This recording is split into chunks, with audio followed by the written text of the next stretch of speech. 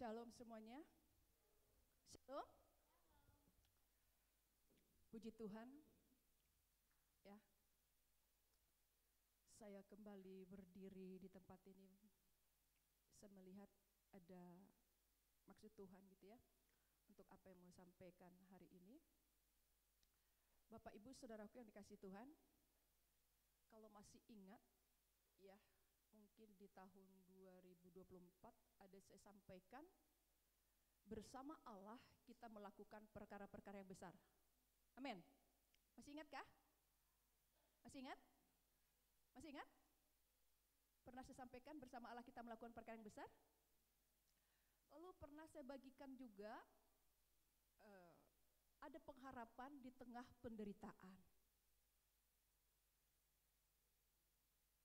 Saya waktu merenung, pasti ada maksud Tuhan, bukan saya sengaja berturut-turut, tapi saya lihat kok kayak sambung menyambung, dan karena ada yang berbagi kepada saya beberapa orang, kok yang disampaikan firman Tuhannya sedang ini ya untuk kita gitu. 2024 ada yang ngomong berapa orang, 2025 ada berapa orang, tapi kemarin saya merenung gitu ya, dengan apa juga yang mau saya sampaikan hari ini.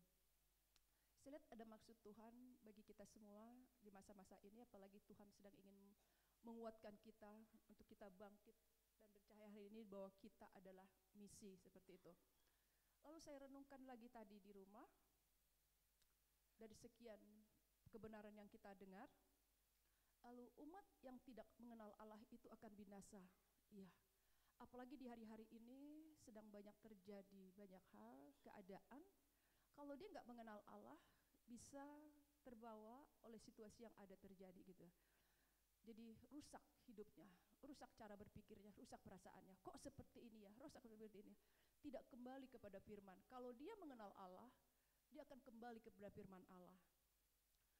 Dan saya renungkan, iya Tuhan ya, Engkau sudah mempersiapkan kami untuk kami hari-hari ini lebih mengenal Engkau. Lalu kita belajar yang Yohanes 10 ayat 10 dan banyak lagi sebelum-sebelumnya. Dan berturut-turut saya ada bagikan ya tentang bagaimana Tuhan punya sesuatu bagi kita. Bukan dia hanya ada, aku datang memberi hidup.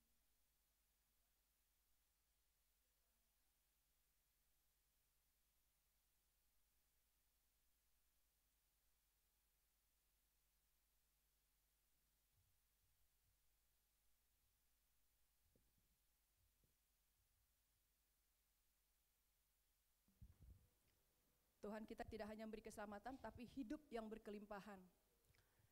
Dan banyak lagi kalau saya ulang, tapi saya mau tetap menyambung beberapa minggu ini dan hari ini juga mau tetap berkesinambungan gitu ya. Kalau yang hadir hari Minggu kemarin mungkin masih ingat, yang saya sampaikan adalah tentang pencobaan gitu ya. Pencobaan, dan Yesus sendiri pernah mengalami itu ya. Yesus sendiri pernah mengalami itu, yang itu dia di Matius 4. Kita udah belajar hari Minggu kemarin. Dan sebelumnya kita belajar bahwa Yesus ada supaya kita tidak berjalan dalam kegelapan, karena dialah terang itu gitu ya. Kalau orang dalam kegelapan dia nggak tahu jalan kemana, yang di Yohanes 12. Tapi kita bersyukur punya Yesus yang datang beri hidup dan kita bisa berjalan dalam terang sekalipun ada pencobaan. Dan Yesus bisa mengalahkan iblis itu dengan perkataan firman Tuhan gitu ya. Padahal dia Tuhan, dia bisa, tapi Yesus nggak main pikiran dalam menolak setiap cara-cara trik si iblis. Saya bagikan juga bagaimana iblis itu punya trik, punya cara untuk mencoba menjatuhkan kita. Itu si pencuri itu, Yohanes 10 ayat 10. Yesus tidak terbawa perasaan dan pikiran, tapi dia tenang dan dia memperkatakan firman Tuhan. Bahkan yang terakhir dia kata, enyahlah engkau iblis. Mari Bapak Ibu Saudaraku, kita di hari-hari ini juga Allah sedang membawa kita sesuatu yang luar biasa. Dan di hari-hari ini seperti yang di Wahyu 3 ayat 10, yuk sebentar kita lihat kembali. Saya sudah bagikan ini juga, tapi saya enggak menyampaikan ini lagi ya. Tapi mengingatkan aja, Wahyu 3 ayat 10.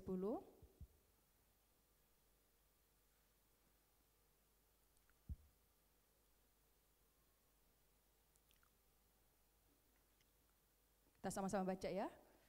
1, 2, 3. Karena engkau menuruti firman-Ku untuk tekun menantikan aku, maka aku pun akan melindungi engkau dari hari pencobaan yang akan datang atas seluruh dunia untuk mencobai mereka yang diam di bumi. Dan di sini sedang terjadi ya, yang di Wahyu 3 ini banyak orang sedang mengalami pencobaan ya. Dan di sini katakan akan datang atas seluruh dunia untuk mencobai mereka yang diam di bumi. Tapi bersyukur kita punya Tuhan yang melindungi kita, karena Dia terus berbicara kepada kita. Dia terus menyampaikan perkataannya kepada kita. Tuhan terus mengajak kita untuk memiliki terhubung secara pribadi dengan Tuhan. Jadi artinya di hari-hari ini apapun yang terjadi enggak membuat kita jadi seperti lesu. Aduh, keadaan seperti ini. Apalagi ya, udah sukacita mau jadi PNS, udah diangkat PNS, kita tahu di pending, ya, ditunda. Banyak hal hari ini. Udah punya pengharapan yang luar biasa, sukacita, kita tahu ditunda. Saya baru paham, umat yang tidak mengenal Allah akan binasa. Kalau dia anak Tuhan, lalu kecewa, lalu membicarakan pemerintah, mengutuk pemerintah, menyalahkan pemerintah, akhirnya tidak lagi kembali kepada kebenaran.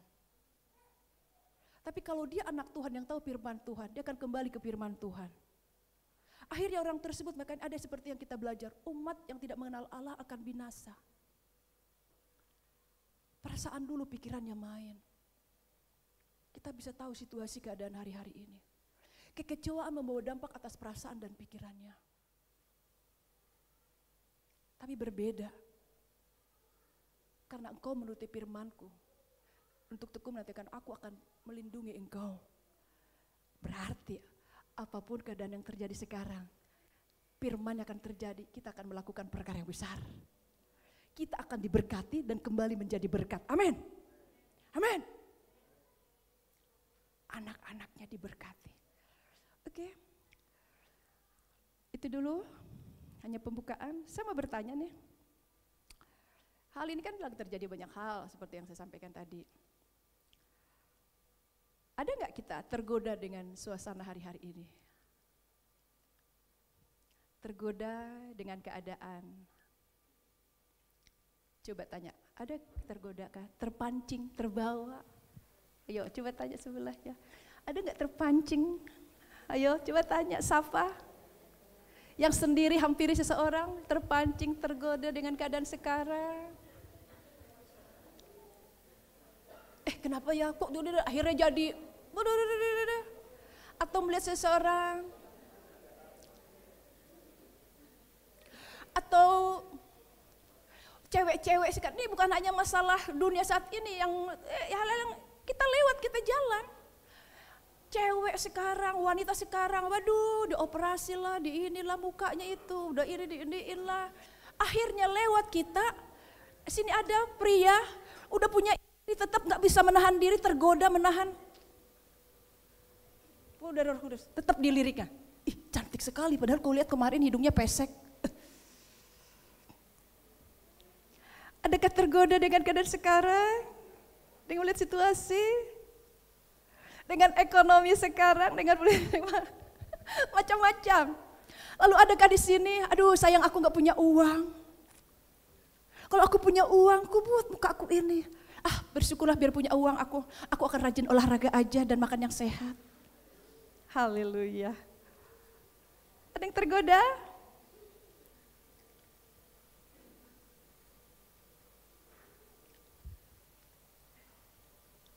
Ada menyapa sebelah kanan kirinya? Ada yang tergoda kah? Atau pertanyaan kedua, adakah kadang-kadang tergoda Bu, gak bisa saya menguasai diri saya ini. Yo, ada? Terpancing, tergoda?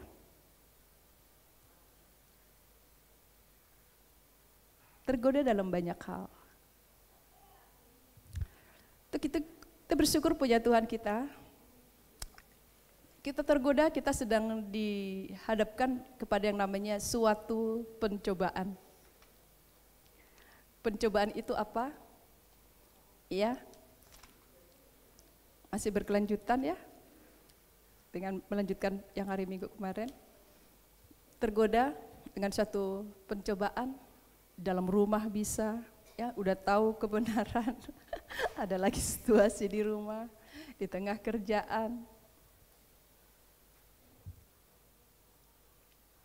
Ada yang tergoda? Yuk kita mau belajar.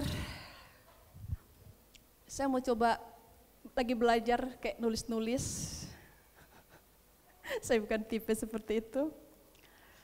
Karena bukan satu kali, kayak hari Minggu kemarin ada, sebelumnya juga ada. Kok firman-Nya cepat sekali, padahal masih berharap saya lanjutkan firman Tuhan-Nya, biarlah Roh Kudus yang kembali mengerjakannya. Hari Minggu kemarin itu, sebelum-sebelumnya ada juga yang seperti itu. Saya bilang itu bagian multimedia udah kasih tulisan terus, habis saya bilang gitu. Yuk kita mau belajar, masih kita tentang pencobaan. Ada 3 macam sumber pencobaan. Ya, ada 3 macam sumber pencobaan. Ini saya lagi belajar. 1 itu adalah keinginan daging. Ada 3 macam sumber pencobaan. Yang pertama itu adalah keinginan daging. Ya, keinginan daging adalah, ya, jadi keinginan daging adalah sifat manusia lama kita. Jadi keinginan daging adalah sifat manusia lama kita. Sifat ini mendorong kita untuk memuaskan keinginan hati dan tubuh tanpa memperhatikan perintah-perintah Tuhan. Cenderung melakukan kesalahan karena ada desakan dari dalam, yaitu tabiat manusia kita. Seperti itu. Jadi ada dorongan dari tabiat manusia lama kita. Padahal kita sudah terima Yesus, sebelum kita terima Yesus, kuat tabiat-tabiat lama kita. Gitu ya. Kuat sekali dengan tabiat-tabiat lama kita, sifat-sifat lama kita, ya sifat-sifat hidupan kita yang lama kita, dan ini akhirnya bisa mengangkat, menarik, membawa kita untuk masuk dalam suatu pencobaan. Itu keinginan daging. Kita buka deh, Yakobus 1 ayat, Yakobus 1 itu ya. Yakobus 1. Ayat 14-15.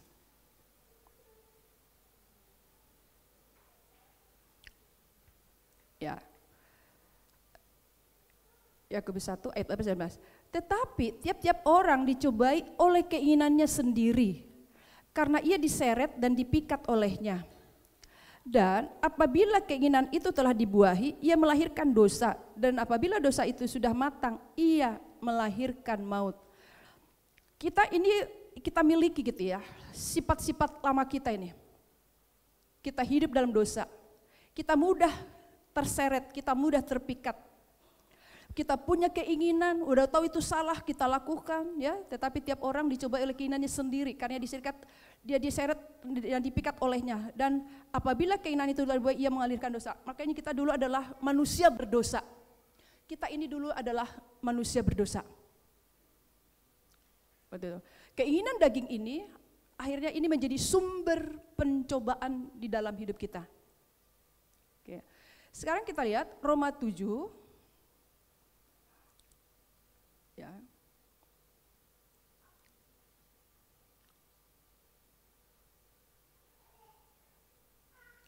Roma 7 ayat 18-19.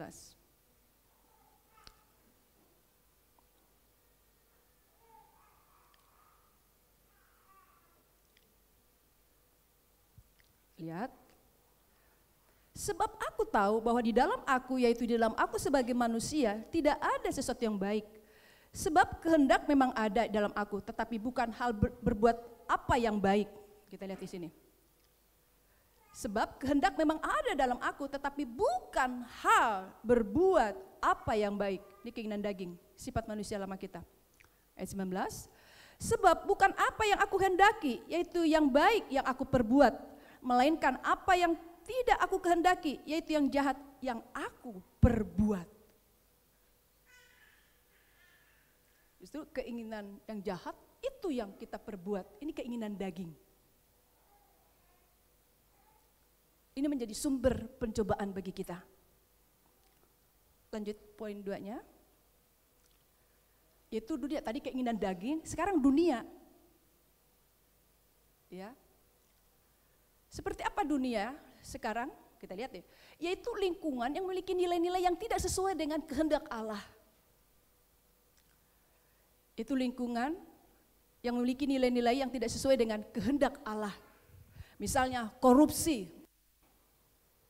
Lihat, nepotisme, imoralitas dan lain-lain.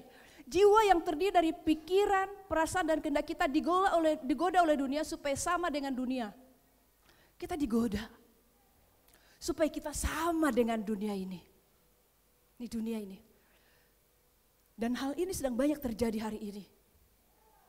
Sedang banyak hal ini, pencobaan-pencobaan ini terjadi hari-hari ini. Kemanapun kita menoleh, kita bisa ada rangsangan dan godaan untuk berdosa. Baik melalui TV, media sosial dan lain-lain. Kita tonton lewat iklan. Aduh, iklan pakaian bagus banget ini. Aduh, coba aku punya baju ini nih. Mungkin itu dalam bentuk wanita. Apalagi tergoda dari dunia ini, media sosial, baru dibuka muncul iklan pria dan wanita yang sedang tidak melakukan hal yang baik. Kalau nggak kuat bisa tergoda. Ini pencobaan saat ini. Tadi keinginan daging, dunia ini iblis sedang memanfaatkan ini.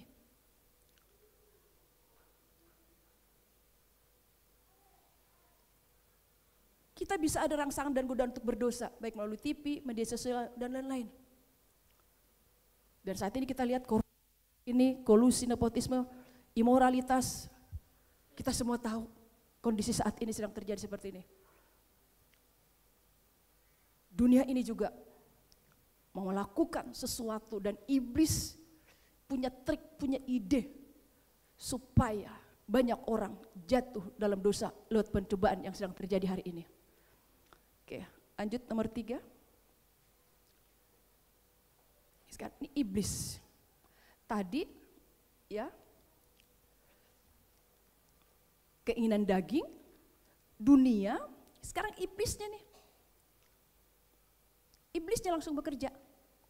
Kita lihat situ. Roma 7.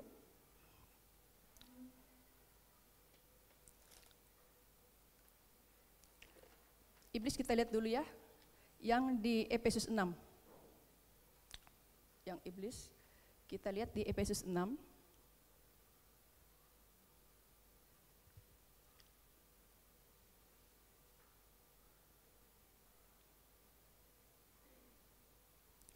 Ayat 12. Efesus 6 ayat 12.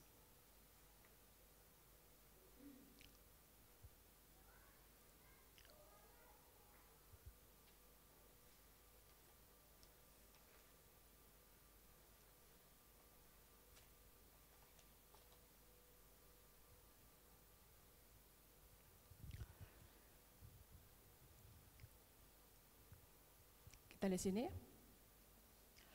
Karena perjuangan kita bukanlah melawan darah dan daging, tetapi melawan pemerintah-pemerintah, melawan penguasa-penguasa, melawan penghulu-penghulu dunia yang gelap ini, melawan roh-roh jahat di udara. Iblis bekerja. Iblis bekerja di hari-hari ini. Akhirnya memperdaya banyak orang di hari-hari ini supaya jatuh, ya, jadi bukan hanya keinginan dagingnya juga dunia, tapi iblis. Coba lanjut yang nomor 3.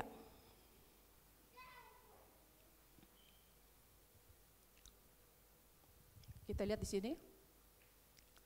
Yang diusahakan oleh iblis adalah, lihat kita perhatikan di sini. Yang diusahakan oleh iblis adalah merenggangkan hubungan manusia.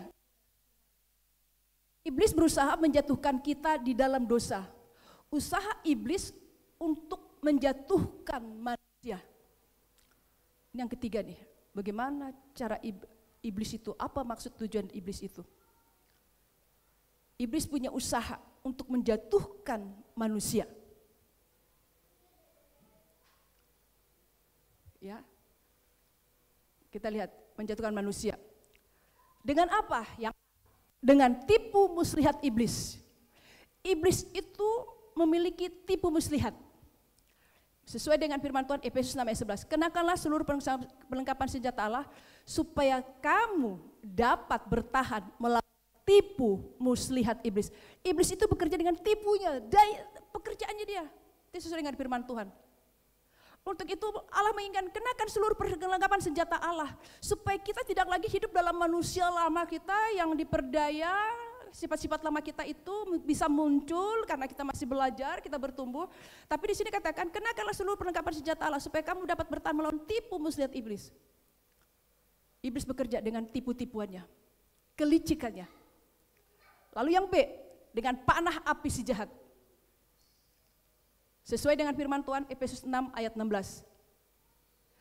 Dalam segala keadaan pergunakanlah perisai iman, sebab dengan perisai itu kamu akan dapat memadamkan semua panah api dari si jahat. Sedang ada dalam suatu pencobaan, ada panah api si jahat. Dicoba untuk diserang. Dicoba diserang, dipanah. Makanya kita belajar selama ini adalah untuk mata kita tertuju kepada Allah. Kita terus memiliki iman, percaya kepada Tuhan. Sebab kalau kita terus berjalan dengan iman, dan tema kita di tahun ini juga adalah berjalan dengan iman. Ini kita jadi terganti karena ulang tahun kita. Tahun ini memang tema kita adalah berjalan dengan iman. Di sini katakan, bisa terjadi hari-hari ini seperti di Wahyu 3 ayat 10 dalam dikatakan, dalam segala keadaan pergunakanlah perisai iman, sebab dengan perisai itu kamu akan dapat memadamkan semua api si jahat. Hari-hari ini di Wahyu 3 ayat 10 akan banyak hal terjadi dan bisa ada panah-panah api si jahat. Karena dia apa? Tipu muslihat. Iblis itu bekerja dengan cara-caranya yang licik. Itu kita bersyukur. Di tahun ini kita punya tema itu yang berjalan dengan iman. Bukan berjalan dalam melihat situasi suatu keadaan. Seperti hari Minggu kemarin saya bagikan yang di Yohanes 12. Ada kegelapan, dia nggak tahu mau jalan lewat mana. Karena gelap dia nggak tahu berjalan lewat mana. Tapi bersyukur kita punya terang daripada dia. Untuk itu mari Bapak Ibu Saudaraku, kita di hari-hari ini sukacita dalam menjalani tahun ini sekalipun kita lihat suatu keadaan karena Allah sendiri ada bersama kita. Amin. Dan dia memperlengkapi kita dengan senjata. Tapi bagaimana sekarang itu senjata itu kita pergunakan. Lanjut yang C. Kita lihat lagi. Iblis itu bekerja di mana lagi? Iblis menyamar sebagai malaikat terang. Iblis lagi bekerja hari ini seperti ini juga. Sesuai dengan Korintus 11:13 dan ini terjadi, kita pasti semua tahu pengajaran-pengajaran di hari ini. Dan kita minggu juga lalu juga belajar hal ini. Bisa ada mujizat, nanti kita buka ayatnya ya. Ada mujizat tapi Allah izinkan untuk melihat hatimu, kata Tuhan. Kita udah belajar hari minggu kemarin. Sebab orang-orang itu adalah rasul-rasul palsu, pekerja-pekerja curang yang menyamar sebagai rasul-rasul Kristus. Hal itu tidak usah mengherankan sebab iblis pun menyamar sebagai malaikat. Makanya di hari-hari ini kita harus bangkit. Saya adalah di hari-hari ini. Banyak orang semangat beribadah tetapi dia mendengar atau lewat YouTube. Dia gak ibadah ke gereja tapi lewat YouTube. Atau bertemu seseorang. Ini. Iblis menyamar sebagai malaikat terang.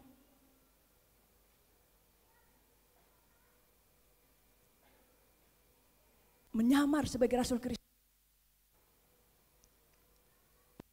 Sebagai malaikat terang. Mungkin kita banyak tahu keadaan sekarang. Bagaimana seorang menyampaikan sesuatu. Gak usah kita bahas masalah waktu ya. Jadi iblis menyamar sebagai malaikat terang. Bisa nanti terjadi ada mujizat-mujizat. Waktu seseorang sakit, dia doakan sembuh. Ditumpangkan tangan sembuh. Padahal kita nggak tahu apa yang diomongin dari mulutnya. Apa yang keluar dari mulutnya itu? Mantrakah atau apakah? Atau dikasih air, dibaca-bacain air ini, minum. Lalu diberikan seperti menerangkan hati dia. Bisa. Dan ini kita tahu pasti sudah terjadi. Kita bersyukur ada di masa-masa ini Allah ingin membawa kita untuk melakukan perkara-perkara yang besar. Amin. Amin. Kita sudah disiapkan. Kita sudah disampaikan perkataan. Tapi sekarang bagaimana kita berkata, saya ada mau di sana Tuhanku. Saya mau ada di sana Tuhan. Atau kita menjadi orang yang baik-baik saja di masa-masa ini. Beribadah baik, bekerja baik, berdoa baik. Kita menjadi orang yang baik. Dan yang perusak. Iblis. Ini enggak usah saya inikan lagi terlalu panjang. Kita sudah banyak belajar. Pencuri datang untuk mencuri, memburu, membinasakan. Iblis itu datang untuk merusak. Menghancurkan.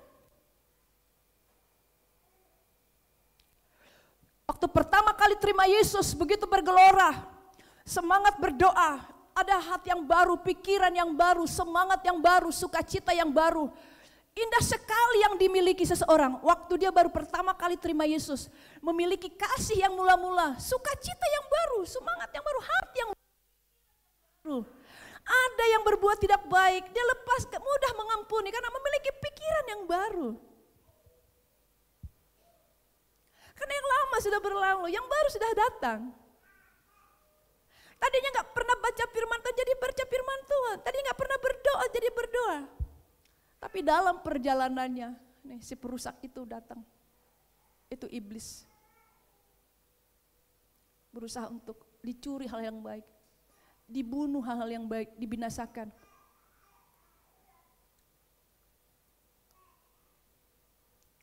Bisa akhirnya apa? Meninggalkan Tuhan. Meninggalkan Tuhan. Tidak lagi mengejar sesuatu mimpi yang pernah dia dapatkan waktu dia berdoa untuk aku mau ada di sana Tuhan. Tidak ada lagi. Karena sudah dicuri iblis hal-hal yang baik, kebenaran-kebenaran yang baik dalam diri dia. Yang ada adalah bagaimana saya menjadi orang yang baik di masa-masa ini. Tetapi yang baik yang pernah Tuhan berikan, yang Tuhan taruhkan kepada dia, sudah seperti tidak ada lagi. Semangat untuk mengejar sesuatu, mengerjakan sesuatu, panggilan Allah, visi Allah, untuk melakukan perkara-perkara yang besar, tidak ada lagi. Ini iblis ingin melakukannya.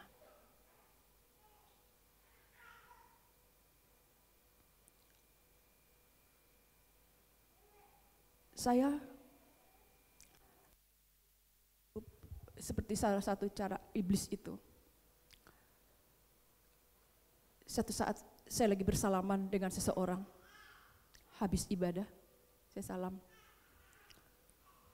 Karena nggak saya kenal, baru saya lihat, saya ngobrol dengan orang tersebut. Ngobrol, sembari salam, ngobrol. Saya tahu kamu ada masalah, saya ajak duduk, kami ngobrol. Kamu ada masalah, saya bilang gitu. Langsung nangis. Langsung nangis. Apa masalahmu? Saya bilang. Ini keadaan sekarang, iblis itu bekerja. Caranya, triknya itu untuk merusak anak-anak sekarang. Apa disampaikan? Saya punya teman-teman di kos, enggak satu kamar sih Bu, bang. Akhirnya saya kebayang, kos mereka mungkin berbaris-baris, gitu ya, berbaris-baris. Jadi namanya berteman, teman-teman saya Bu, dia bilang. Jadi ngobrol lah. Tetapi lihat nih, iblis itu bekerja lewat keakraban, lewat persahabatan mereka ini. Akrab, namanya satu kos, kontrak-kontrakan berbaris gitu ya, suka kumpul. Tapi iblis bekerja. Dan ini rata-rata ke gereja. Dan ini rata-rata ke gereja.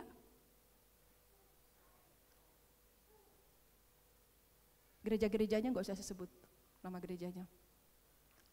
Tapi kalau mereka kumpul, merosting dia. Diejek, diketawain. Bisa seseorang dalam satu persahabatan keakraban, kok kamu kayak gini, hahaha, emang dia begitu.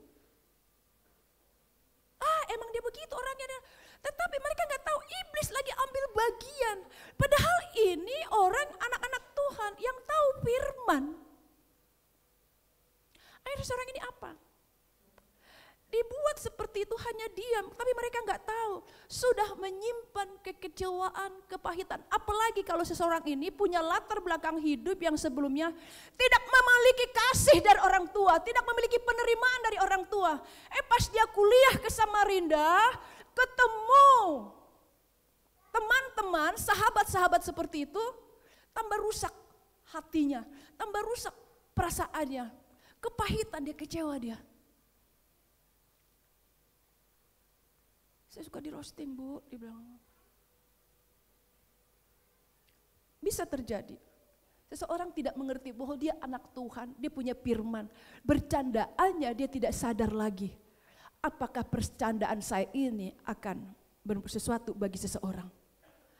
Akhirnya saya doakan, selayanin dia. Saya suruh melepaskan pengampunan. Begitu selesai saya bilang, bagaimana? Sukacita Ibu, selega, damai sekali. Pulang kamu dengan sukacita ya, saya bilang. Iblis di masa-masa ini, dia mengalami pencobaan dari mana?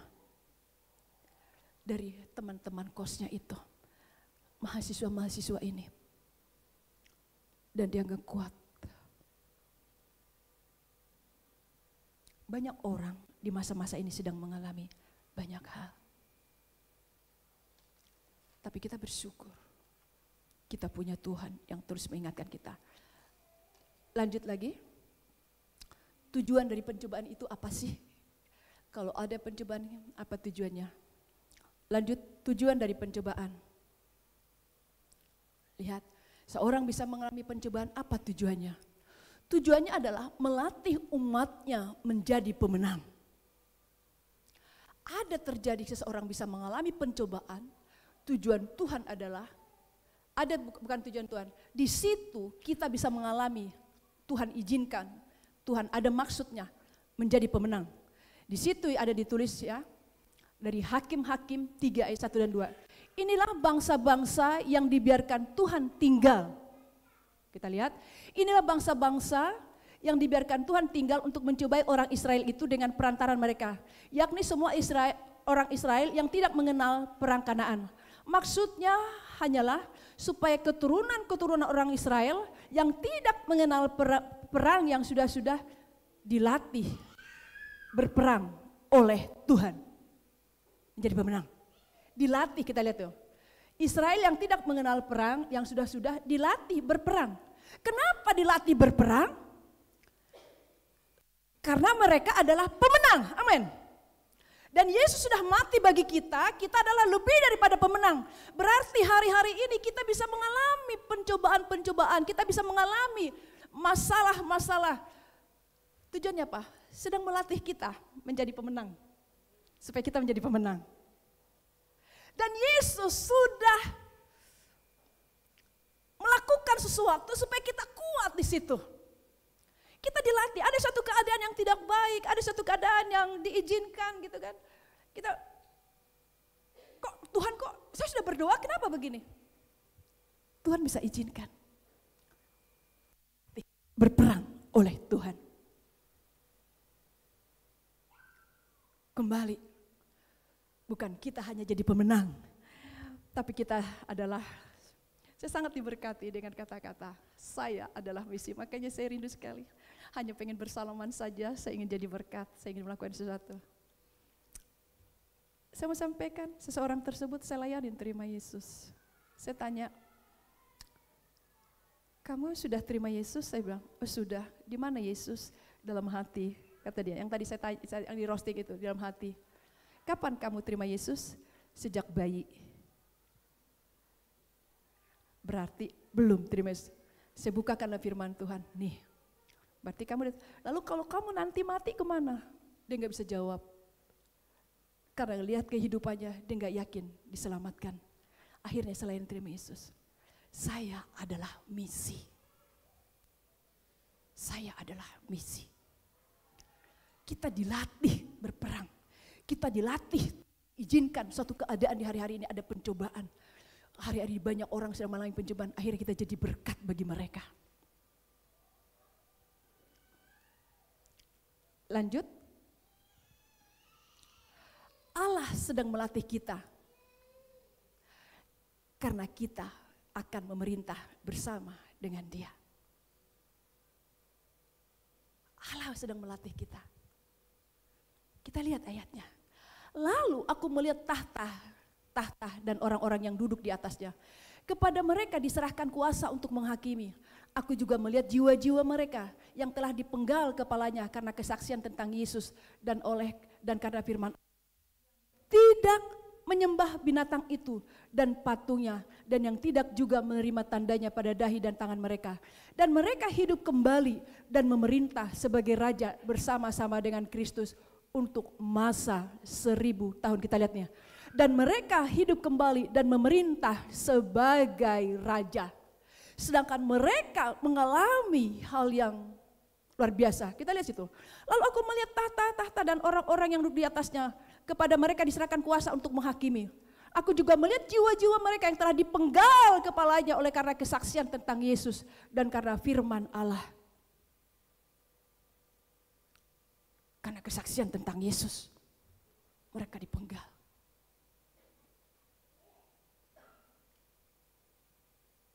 Allah bisa izinkan itu. Karena menyampaikan firman Tuhan. Karena melayani. Kita tahu di sini seorang hambanya yang suka sekali. Bisa seseorang itu mungkin mencibir, ngomongin. Tapi apa? Memerintah sebagai raja. Kita diizinkan.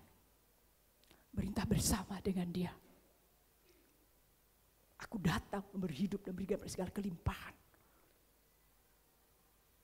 Memerintah sebagai raja. Bisa diizinkan kita. Kita yang ikut Tuhan, saya adalah misi. Kita adalah anak-anak terang. Di tengah pekerjaan, dimanapun kita berbuat sesuatu, seseorang bisa takut bercerita. Agamamu apa? Dialihkan cara bicaranya. Dialihkan supaya dia jangan berbicara tentang agama. Dialihkan. Tapi kalau dia anak terang, dia bercahaya. Apalagi sudah ditanya, oh saya pengikut Yesus, saya orang Kristen. Oh gitu. Tapi ada. Kalau ada yang menyelubungi, menutupi. Kalau di sini apa? Mereka juga menyampaikan dan dipenggal kepalanya. Kita bersyukur sekali ya untuk Tuhan kita. Yang mempersiapkan kita, melatih kita supaya kita bersama-sama dengan Dia. Yang ketiga, kisah Ayub. Kita tahu semua cerita tentang Ayub. Pencobaan yang dialami Ayub. Tuhan mengajar Ayub untuk mengenal pribadi Allah lebih lagi. Ayub mengalami suatu keadaan, kita semua sudah tahu ya tentang Ayub. Dan kita lihat Ayub 42 ayat 5. Ya, hanya dari kata orang saja aku mendengar tentang engkau. Tetapi sekarang mataku sendiri memandang engkau. Tadinya Ayub tidak begitu terlalu kenal dengan Allah. Tapi setelah Ayub mengalami mengalami suatu masalah, mengalami pencobaan, mengalami keadaan yang tidak baik. Disitulah dia belajar. Tuhan mengajar Ayub, sehingga Ayub jadi makin jelas mengenal pribadi Allah. Dan Ayub ngomong, hanya dari kata-kata orang saja aku mendengar tentang engkau, tapi sekarang mataku sendiri memandang engkau. Waktu kita mengalami masalah, kita datang pada Tuhan, kita ngadu kepada Tuhan, kita bercerita kepada Tuhan, kita menyampaikan masalah kita kepada Tuhan. Kita jadi semakin tahu, semakin mengenal Tuhan kita. Dan waktu masalah itu terjadi, bukan lagi, aduh gara-gara ini saya gini, tapi jadi bersyukur. Terima kasih Tuhan. Waktu masalah ini kau izinkan kepada saya jadi mengerti. Saya menjadi seorang yang kuat. Saya menjadi seorang yang terus percaya kepadamu. Saya akan terus Tuhanku untuk memandang Engkau, melihat Engkau. Tadinya Ayub dari orang dengar tentang Allah. Mungkin banyak orang dari pemimpin, dari pembimbing, dari ibadah, dari komunitas. Tapi di sini katakan, aku jadi mengenal Engkau, bukan lagi dari orang. Karena kenapa? Firman Tuhan yang kita dengar, kebenaran yang kita dengar. Waktu kita mengalami pencobaan, seperti kita pelajari tadi yang bagian yang pertama tadi, kita alami. Kita datang kepada Tuhan. Kita kembali kepada Tuhan. Waktu keinginan daging, dunia dan iblis ini mencoba merusak kita.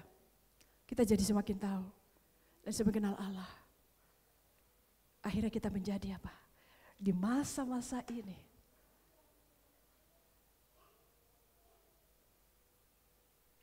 Firman Tuhan bilang, pergilah jadikan segala bangsa muridku. Siapa yang pergi? Kita, kalau kita adalah misi. Saya adalah misi. Sebelum Yesus naik ke surga, pergilah jadikan segala bangsa muridku dikatakan.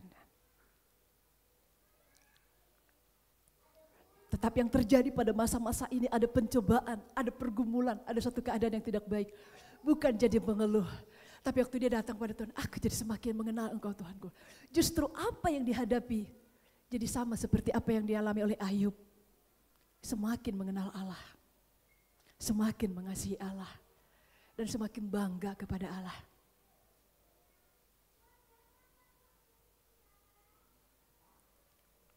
Oke, tadi waktu menaikkan pujian, aksi duduk sedang menangis.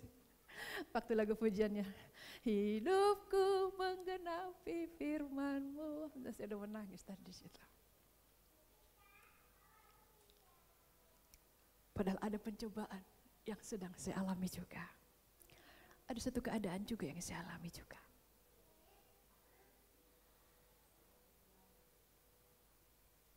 Tapi saya terus belajar.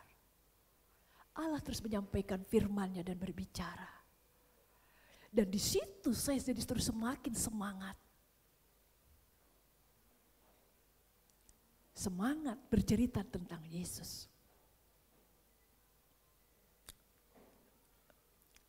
Amin. Amin. Kita bisa mengalami sesuatu keadaan, dari situ Allah bisa berbicara, akhirnya bukan lagi kata orang, tapi kita akan semakin mengenal Allah kita. Amin. Kita semakin mengalami suatu kedewasaan pertumbuhan, dan kita semakin berbuah, kita semakin berakar di hari-hari ini. Kita berbuah. Lanjut.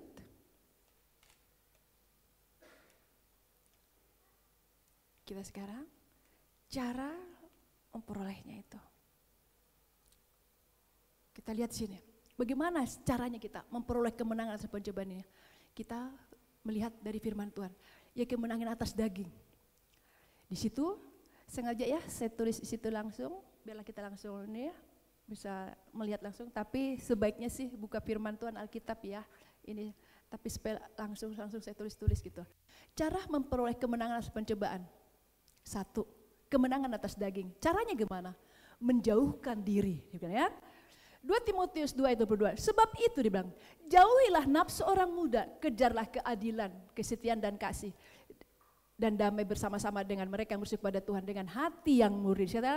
Kita untuk menjauhkan diri. Udah kita tahu tidak baik, mari kita menjauhkan diri. Amin. Kita tahu itu akan merusak, kita menjauhkan diri. Kita tahu itu akan menggoda, kita menjauhkan diri di sekarang itu. Tetapi di hari-hari ini dikatakan, apalagi orang-orang muda ya.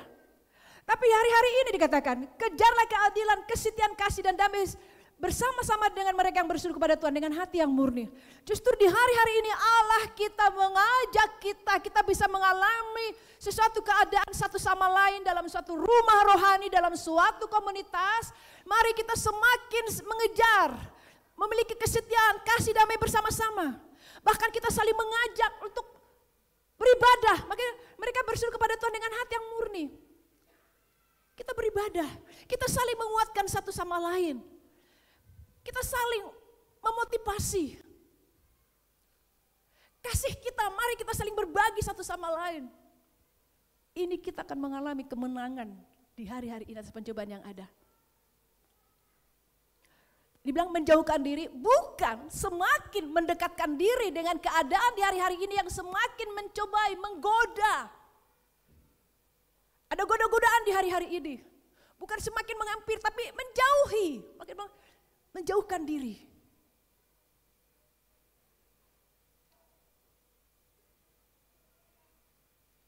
Untuk itu saya rindu sekali, Tuhan merindukan sekali. Kita hari-hari ini bangkit, saling membangun kasih satu sama lain, saling menyapa. Saling membangun, ya. Lalu yang B, mematikan keinginan daging. Ya. Mematikan keinginan daging.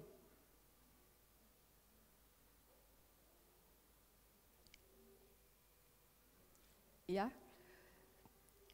Kita lihat situ ya, Galatia 5 ayat 16-17.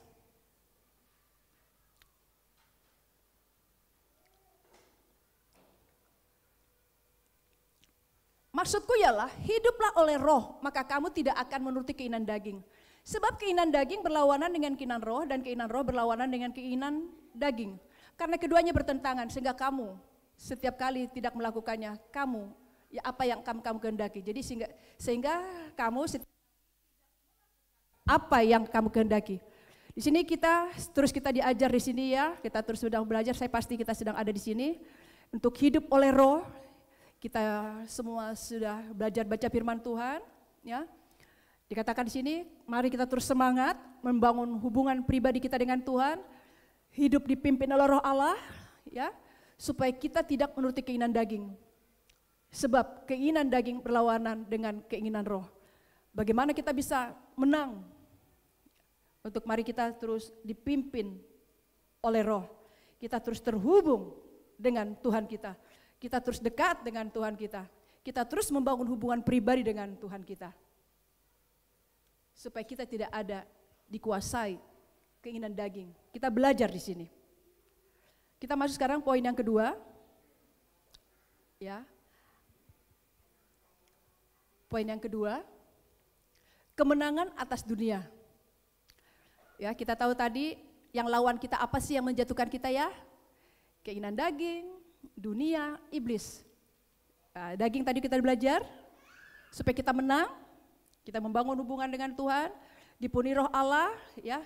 Sekarang bagaimana supaya kita menang atas dunia ini? Godaan-godaan dunia ini, yaitu iman kita. Kita lihat 1 Yohanes 5 ayat 4, ya, iman kita. Sebab semua yang lahir dari Allah mengalahkan dunia, dan inilah kemenangan mengalahkan dunia, yaitu iman kita. Tanpa kita memiliki iman, berpegang teguh kepada firman Tuhan, kalau kita nggak kuat kepada firman Allah, waktu ada pencobaan kita bisa jadi loyo, jadi lemah, kecewa. Kita tadi sudah belajar apa tawaran dunia ini. Laporan keuangan untuk diubah. Seharusnya sekian jadi sekian. Dunia ini. Sedang keuangan di rumah lagi perlu sekali. Dunia yang menawarkan seperti itu. Tapi kalau dia seseorang ini memiliki iman,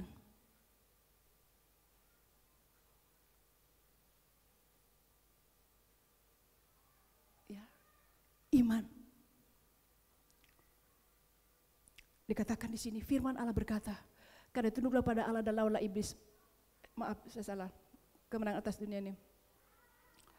Sebab semua yang lahir dari Allah mengalahkan dunia, dan inilah kemenangan mengalahkan dunia, iman kita. Dunia ini hanya bisa kita kalahkan lewat iman kita. Amin. Amin. Lewat apa? Coba tanya kanan kirinya. Lewat apa? Mari terus memiliki iman. Amin. Iman kita. Lalu yang ketiga, bagaimana kita bisa mengalami kemenangan atas iblis? Nomor 3, ayat ya, itu di firman Tuhan Yakobus 4:7. Karena itu tunduklah kepada Allah, lawanlah iblis, maka ia akan lari daripadamu. Iblis tidak akan lari walaupun kita tolak, pergi dalam nama Yesus. Kalau kita nggak tunduk kepada Allah, makanya disini katakan karena itu tunduklah kepada Allah dan lawanlah iblis, maka ia akan lari daripadamu. Iblis itu akan pergi, iblis itu akan langsung tidak tahan dengan kita. Waktu kita memiliki kehidupan bersama dengan Allah kita, waktu kita dekat dengan Allah kita, makanya dikatakan di sini, kemenangan atas iblis adalah karena itu tunduklah kepada Allah dan lawanlah iblis, maka ia akan lari daripadamu. Kalau kita belajar hari Minggu kemarin, Matius 4, Yesus enak aja, diikuti firman Tuhan. Iblis itu pergi, lalu iblis itu datang lagi mencobai. Yesus mengikuti firman Tuhan, iblis itu pergi, lalu datang lagi mencobai. Di sini juga kita perlu menghidupi firman Tuhan. Waktu kita belajar menghidupi firman Tuhan, kita menghidupi firman Tuhan, kita enak sekali. Pergi kok iblis. Firman yang kita hidupi, kita katakan kepada iblis, dia akan tidak tahan untuk menggoda kita, menjatuhkan kita.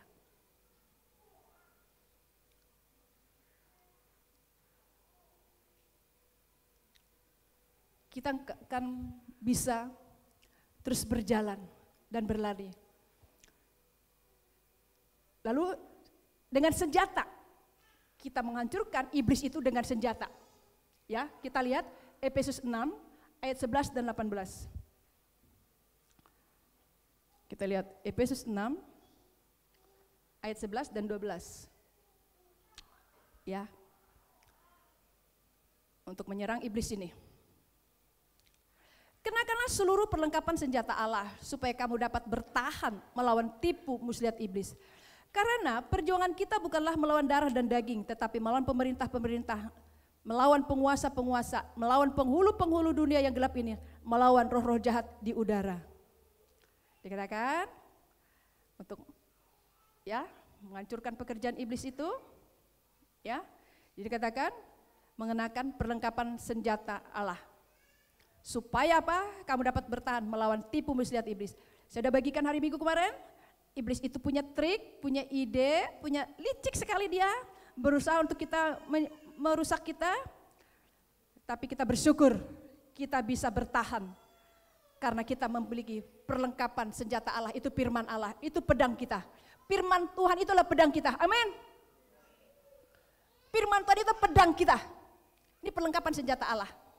Yesus langsung diginiin, waktu Matius, kita belajar Matius 4 ayat 1 itu. Ayat 1, ayat 2, ayat 3 kita belajar. Firman Tuhan, itu perlengkapan kita, itu senjata kita. Itu senjata kita. Untuk di hari-hari ini, kita bisa mengalami kemenangan. Orang yang sedang mengalami putus asa, sedang diberkati, sukacita, tidak menjadi suatu bermegah sombong, akhirnya jadi malas ibadah, jadi tidak lagi semangat untuk melakukan rencana Allah, dan bahwa dia sadar saya adalah misi. Tetap dia semangat ikut Tuhan, semangat melayani orang, menguatkan orang, menghibur orang, menginjili orang, dia tetap semangat. Karena kenapa? Iblis yang ingin menyerang dia dengan roh kesombongan, bermegah, keangkuhan, dia bisa serang. Dia lawan dengan perlengkapan senjata Allah. Kenapa dia? Dia punya firman Allah. Firman itu adalah pedang yang dia miliki. Pedang dia miliki. Sehingga tidak ada menjadi bermegah, jadi sombong. Jadi seperti yang udah memiliki segala sesuatu.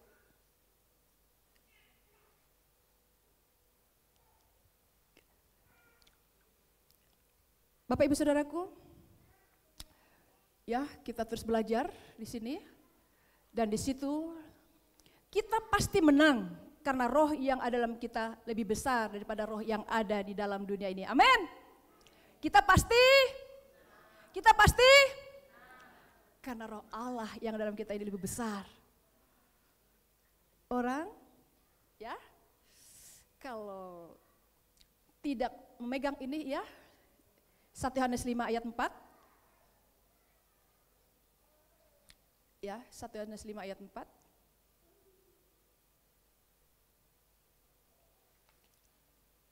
Oke.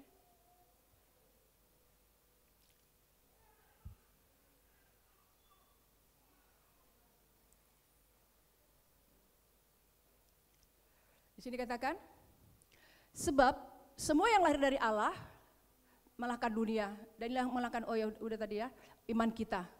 Mari kita pegang ini, bahwa Allah di dalam kita lebih besar dari roh yang ada di dunia ini. Amin. Kita imani ini. Kita imani ini. Bahwa Tuhan, roh Allah yang ada di dalam kita lebih besar dari roh yang ada di dunia ini. Kita pegang ini. Roh yang dalam kita ini lebih besar.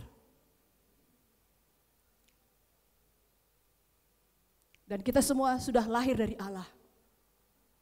Dan roh yang dalam kita ini lebih besar dari segala roh yang ada di dunia ini. Bapak Ibu, mari kita pegang ini. Sebelum saya akhiri, sebenarnya masih banyak firman saya sampaikan.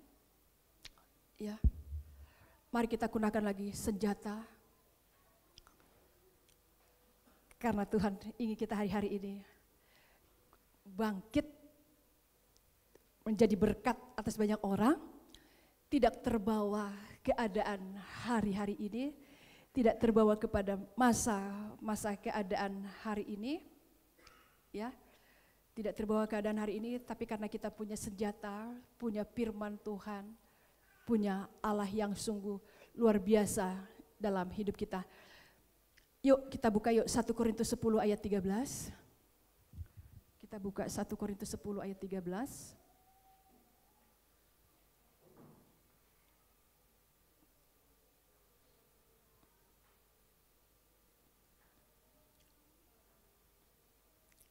Kita sama-sama baca. Ya. Sama-sama kita baca. 1, 2, 3. Pencobaan yang kamu alami ialah pencobaan-pencobaan biasa yang tidak melebihi kekuatanmu. Sebab Allah setia dan karena itu Ia tidak akan membiarkan kamu dicobai melampaui kekuatanmu. Pada waktu kamu dicobai, Ia akan memberikan kepadamu jalan keluar sehingga kamu dapat menanggungnya. Amin. Pada waktu kita dicobai, Allah akan memberikan jalan keluar. Kita buka lagi Roma 8 ayat 28. Roma 8 ayat 28.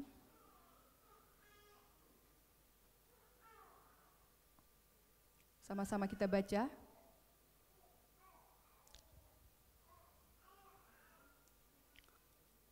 Kita sama-sama baca. 1, 2, 3.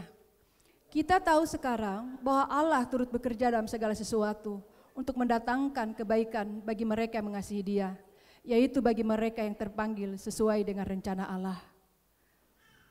Kita bersyukur punya Allah kita, Dia turut bekerja dalam segala sesuatu untuk mendatangkan kebaikan kepada kita. Kita tadi sudah belajar itu, ya, nggak usah saya perpanjang masalah di sini. Kita bisa mengalami sesuatu itu mendatangkan kebaikan, dan ini juga mari kita ada di sini, kita belajar di sini, sehingga di hari-hari ini juga kita bisa keluar dari keadaan kita, dan mungkin kita masih mengalami apa yang kita alami itu. Tapi kita memiliki kekuatan karena kita menyadari Allah bersama kita. Dan kita menguatkan orang, kita menghibur orang, kita menjadi berkat bagi banyak orang. Bukan terbawa keadaan di hari-hari ini. Tidak terbawa sesuatu di hari-hari ini. Tapi mari kita terus melihat, kalau melihat situasi hari ini, ya kita pasti suka menonton di televisi, menonton berita-berita. PHK yang besar-besaran, sudah ada PHK besar-besaran, ada lagi PHK besar-besaran. Ini juga PNS juga sedang mengalami apa di hari-hari ini. Tapi kita bersyukur Allah sudah memperlengkapi kita sebelum-sebelumnya. Kita terus berjalan bersama dengan Tuhan kita. Mari kita terus berjaga-jaga dan berdoa. Amin. Yo, kita lihat yuk 1 Tesalonika 5 ayat 6. Kita terus berjaga-jaga dan berdoa. 1 Tesalonika 5 ayat 1. 1 Tesalonika 5.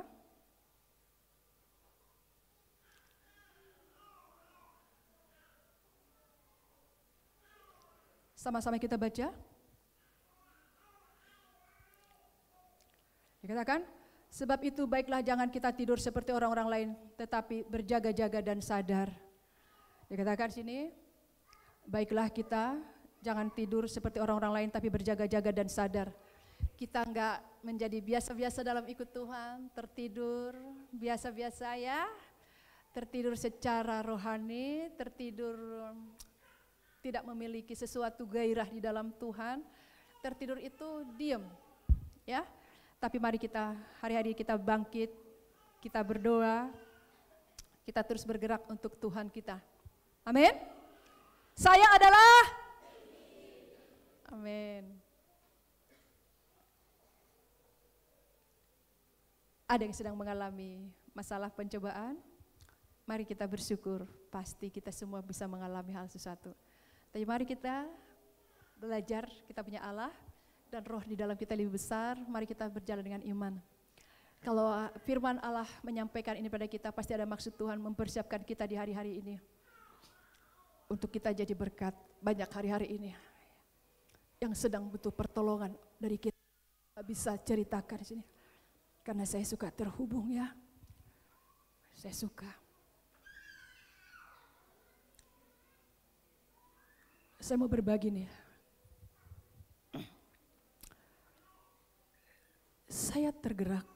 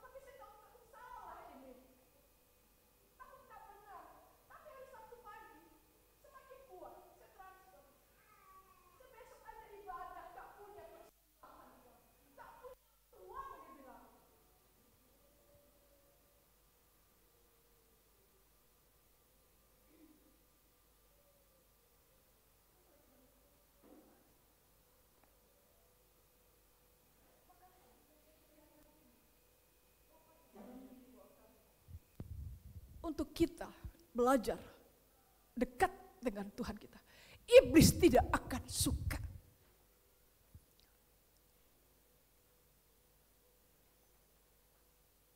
Iblis tidak akan suka, tapi bersyukur. Kita punya senjata, kita punya firman Tuhan. Amin. Kita punya apa? Kita punya senjata. Dunia ini keinginan daging, keinginan mata, keangkuhan hidup, itu berasal dari dunia ini. Ada keangkuhan. Tapi berbeda kita. Seperti yang disampaikan ketua sinode kita. Memiliki pikiran dan perasaan yang sama seperti Kristus. Sehingga kita tidak ada dalam keinginan daging, keangkuhan hidup. Tapi di hari-hari ini kita menjadi yang dipersiapkan Allah. Berjalan dengan Tuhan. Berjalan dengan iman. Akhirnya kita menjadi umatnya yang bercahaya di hari-hari ini.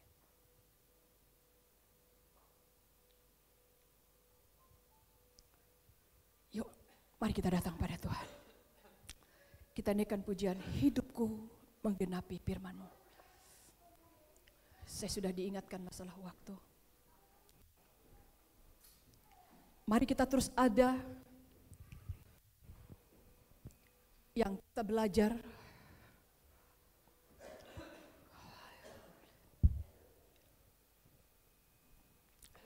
Ya.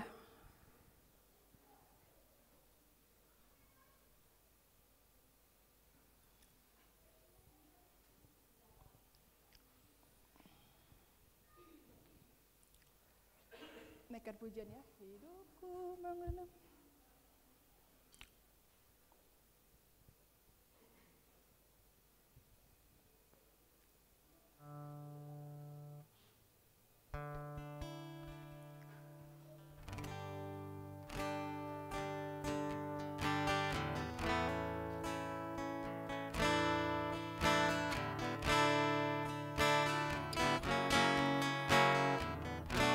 Amin.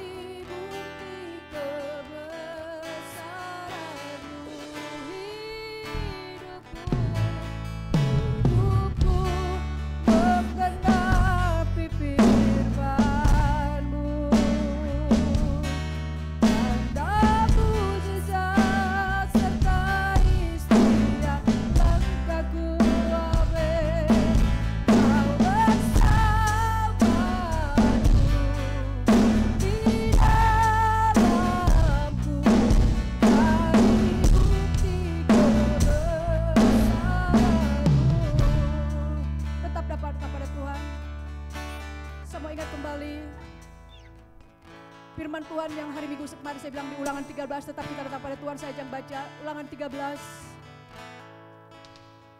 dari ayat 3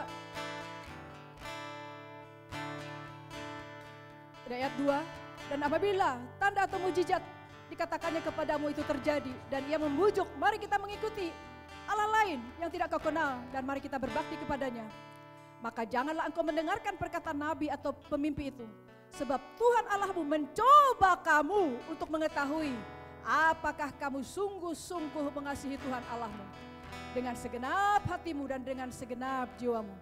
Tuhan Allahmu harus kamu ikuti. Kamu harus takut akan Dia. Kamu harus berpegang pada perintahnya. Suaranya harus kamu dengarkan. Kepadanya harus kamu berbakti dan berpaut. Mari kita kembali dari sini. Saya teringat kembali hari Minggu kita ada belajar ini untuk kita mendengar suaranya, mengikuti Dia, berpegang pada perintahnya, berbakti dan berpaut. Kita terus semangat beribadah, bahkan mengajak orang untuk beribadah supaya mereka tahu waktu ada satu keadaan Tuhan lagi ingin melihat hati mereka. Dan di sini juga dikatakan kepada kita, Tuhan ingin melihat setiap hati kita waktu kita mengalami sesuatu. Setiap langkahku Aben, kau bersamaku Aben.